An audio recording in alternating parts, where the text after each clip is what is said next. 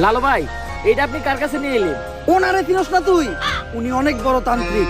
এই দেশে ওনার লক্ষ লক্ষ মুরিদ। উনি নতুন একটা বই লিখছে, বইয়ের নাম শয়তান ধরার গর্জন। যেই বই পইরা নতুন কইরা লাখ লাখ মানুষ তান্ত্রিক হইতাছে। কিন্তু লালু ভাই, আশেপাশে তো কোনো তান্ত্রিক বা মুরিদ দেখতেছি না। আরে ওগুলা তো ফেসবুক আর টিকটকে। বাবা, সঞ্জনা নামের এক আত্মার আমার ধরতে হইব বাবা। আপনি আমার সফল হওয়ার একটা উপায় দেন।